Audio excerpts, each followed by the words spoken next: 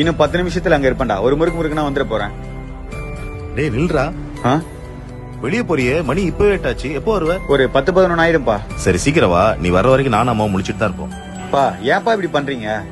இப்படி பண்ணா என் ஃப்ரெண்ட்ஸ் கூட இருக்க போது உங்க ஞாபகமா தான் இருக்கும். இதனால சீக்கிரம் வர வேண்டியதா வேற இருக்கும். அப்ப நீ வீட்டுக்கு பத்திரமா வர வரைக்கும் எங்களுக்கும் அப்படித்தானே இருக்கும். நீ வேகமா வரேன்னு சொல்ற வார்த்தையை கேட்கும் போதே எனக்கு பக்கு பக்குன்னு இருக்குடா. பைக்ல ஸ்பீடா போறதுக்கான ஆப்ஷன் கொடுக்கறதே அவசரத்துக்கு போறதுக்காக தான், ஆசைப்படும் போதெல்லாம் போறதுக்காக இல்ல.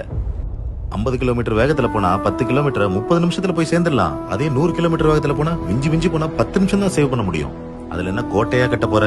முன்னெல்லாம் ரோடு கிராஸ் பண்றவங்க தான் பாத்து போவாங்க. இப்ப எல்லாம் பைக்ல போறவங்க தான்டா பாத்து போக வேண்டியதா இருக்கு. இப்ப இருக்க ஜென்மங்கள்லாம் ரோட பாத்து எங்க போகுது? போனை பாத்துக்கிட்டு தான் போகுது. பெத்தவங்க சொல்றதெல்லாம் பிள்ளைங்களுக்கு வெறும் குறைய மட்டும் தான் தெரியும், பாசமா தெரியாது. சரி இதுக்கு மேல ஓயிஸ்டாண்டா. நீ எப்ப வேணாலும் வா. அது வரைக்கும் நாங்க முடிச்சிட்டு தான் பார்ப்போம். பா நான் 10 மணிக்குள்ள வந்துடுறேன்ப்பா.